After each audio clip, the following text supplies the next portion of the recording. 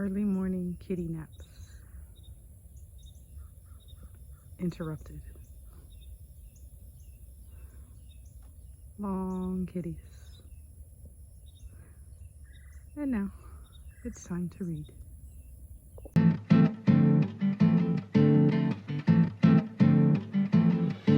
Hi y'all, welcome to the family that reads a lot. This is actually where I've been reading a lot. So most of these books in this video are going to be mine. We officially today finished up our first week of school. So it was a long one. And we did half days.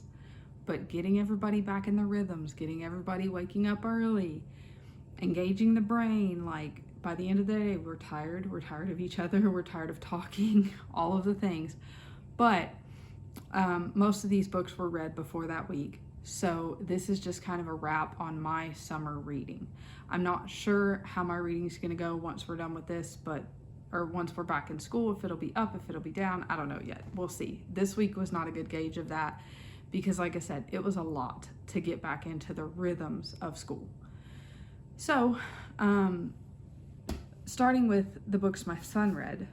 So even with school and everything else, so let's start at the beginning, begin at the beginning. Son is 11, daughter is 8, both solid middle grades readers. She doesn't have any books in this haul. She was focused very much on school this week.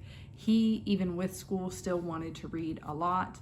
I had ordered this book from Thrift Books the other day. This is Amari and the Night Brothers by Alston. I had pre-read this book to see if it would work for them, and he gobbled this book up. He read this book in, I think, 3 days. I want to grab his notes on it because I always like to make sure I'm taking notes from the person who actually read it. He said that he loved the suspense, that it keeps you reading, like Keeper of the Lost Cities. Those books he has gone through so fast. And this one, same thing. I think he read this book in 3 days. He loved it. He said that it gave you kind of Harry Potter vibes with having like even though it's a summer program, like the school, just some of the magic and the creatures and stuff like that. So he said it was kind of like that. He really liked the characters in it. He really liked the world building. He really liked this book pretty much all around. So now it's on to my daughter. She's going to put it on her TBR shelf and will probably be reading it soon. So that one we're a fan of so far. The next one he read was Dog Tags Divided We Fall by C. Alexander London. This was the last book in this series. This is book 4. He's really enjoyed these books. They're war dog stories, so they're more about the dog than they are the people. He rated this one a 5. The last one he had rated a 4 because there was a problem with the animal. I'll say that. This one, no problems, so he rated this one a 5 and enjoyed it. The next one I'll jump into is Amari and the Great Game. So this is the second book in the series. This is the book. I read this book. Same thing, kind of just pre-reading, but also the fact that I was interested to see what would happen after the first one. Now, I've come to a revelation, and I don't remember if I told y'all this yet or not, so I'll say it again. I've realized I love the first book in a series. I absolutely loved Amari and the Night Brothers, the first one. Just same thing, gobbled it up. It was awesome. But I've realized I enjoy the world building and the character building in first books of a series. I enjoy series, but I never kind of get the feeling that I do with that very first book. And that's how this is. So I rated this one a 4. This one also is obviously by Alston. It was just harder to get into because it's not, I don't know, I wouldn't say you lose the magic necessarily, but it's just not as fun and everything's not as new in the first one. The theory in this one is that she's having to compete against another wizard to try and keep them from taking over as like, I don't remember if it was president or leader, whatever, of like the secret wizard society thing. That was a terrible way of explaining it, but that's what it amounts to. That's what the Great Game is about. The whole theory of the Great Game, I just couldn't get into it. Like, I couldn't. You're really, really, really supposed to care, and I had a hard time caring, I think, is where my problems came in. I wanted her to get through it, and I wanted her to win, but I just couldn't get as interested in this one. It took me quite a while, not quite a while, okay? It took me a week or two to read this book, when normally a few days and I'm done. The characters were still good. There was some character development with some of the people in this book that I really enjoyed. I'll be interested to see. The third book comes out in August. I don't remember the actual date. I think it's toward the... Oh, this is August. Here we are. This is what happens when summer's coming to a close. I'm forgetting where we are. I think it comes out toward the end of the month. So I will probably, since I have read the first one and I know my son has asked to read this one, I'm probably going to end up going ahead and ordering this one and ordering the third one.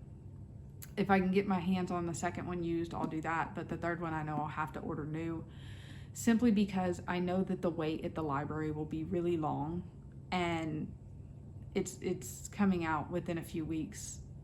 We want to get our hands on it. So I'm not saying that I'm not going to finish the series. I will. I'll continue with the series. I'm enjoying the books.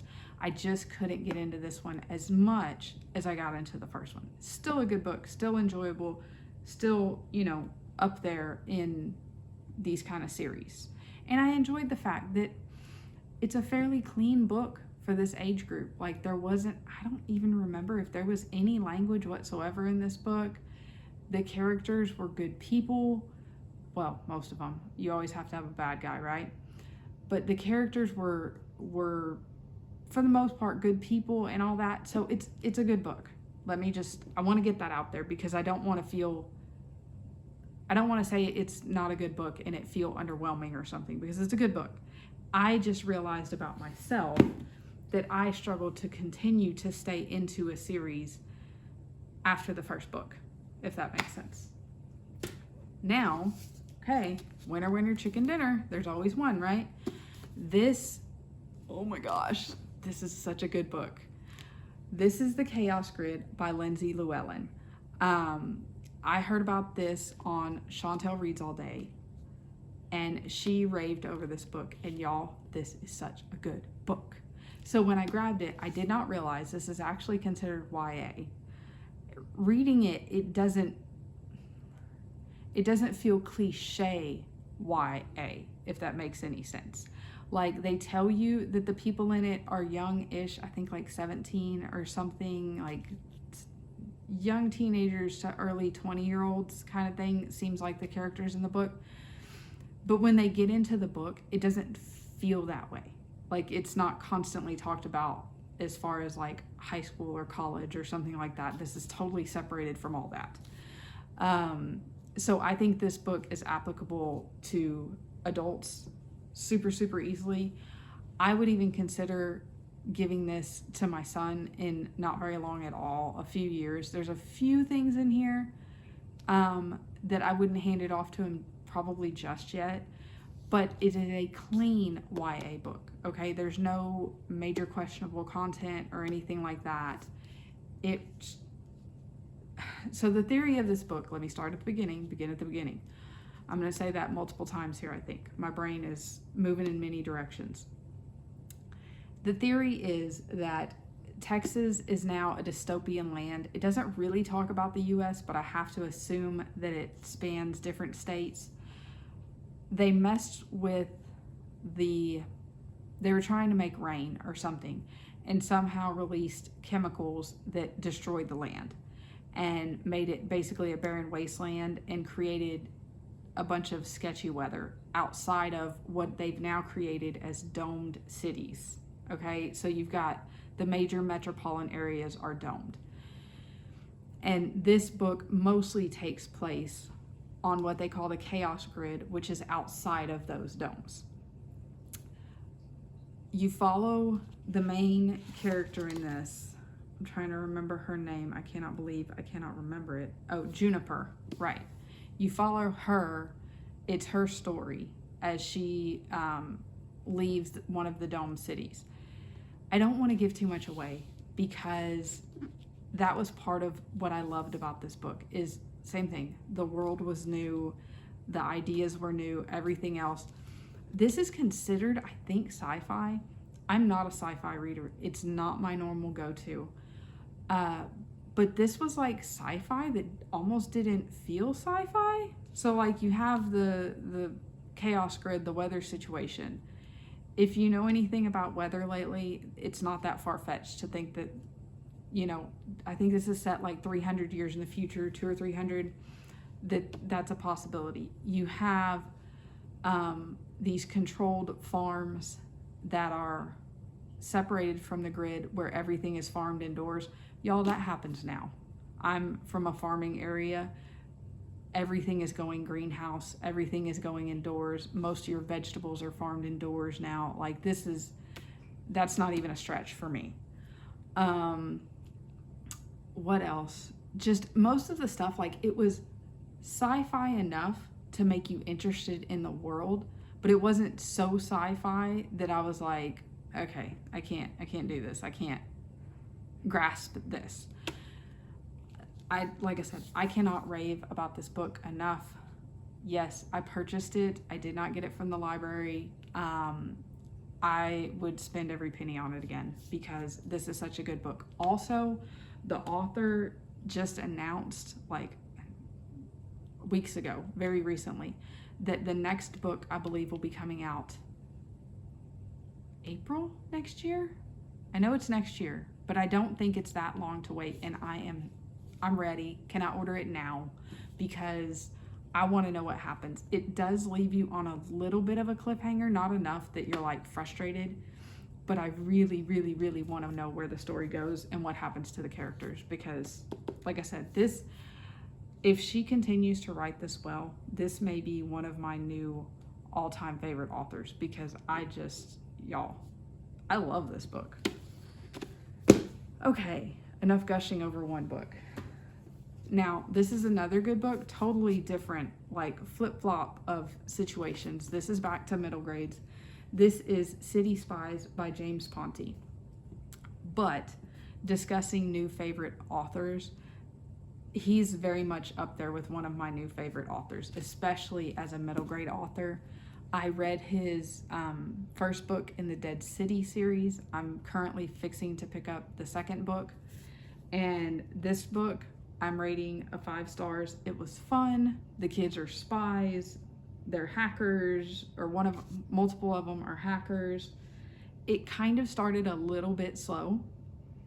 That was the only like hard part, because it is a thick book for a middle grades book. It's, let's see, 350 pages, so it's a good sized book.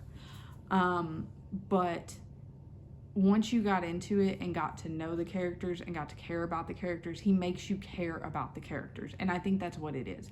City Spies is very much like Dead City in the fact that you have a group of kids who has to work together, who has to like learn to live with each other, learn what friendship is. And that was part of what pulled me into Dead City. And that's part of what I love about this book. I read this book because my daughter was asking to read it. Let me see, I did write some notes. There's a couple things in here that put it right on the line for her, but I think I'm going to tell her about those things and then let her decide versus telling her one way or the other, because she is 8. And the one big thing in here is there's like skeletal remains, okay? That's the only thing that would hold me back from giving her this book. Other than that, it's, you know, there's hacking and suspense, and they have to like go around the law and whatnot, but I mean, they're spies. This reminds me a lot of Spy Kids, which she loved that movie. So if she wants to read it, I'm gonna let her read it. It's one of those that as long as I can discuss that with her beforehand, I think it'll be fine. Also, she's told me before, scary things don't seem as scary in a book as they do in a movie, because she does not love scary movies or scary anything like that. But in books, she's much less nervous about them and things like that. Yeah, so my notes were just the element of friendship. The last line of this book, y'all. This is one of those. It has a really good last line. Not going to read it to you, but a really good last line. And there's an Easter egg in here that ties back to the Dead Cities book. So if you've read those, tell me if you figured out the Easter egg in this one, because I think that's kind of fun. Yeah, so, you know, if you have any middle grades or even YA books that you have found lately that you love, I would love to hear about them. I've been on what's just kind of been an awesome book situation for the last month, and it's felt great. Like, I've had a couple books in there that I didn't love, but overall I've finally found some really good books, and a lot of them happen to be middle grades, and the other one happens to be a YA. So if you know of some good YA, some good middle grades that you would recommend, is if you've read any of these and you can see the line that I'm kind of going down, let me know. Leave them in the comments. I would love to hear about them. So if you like what you see here, subscribe, like.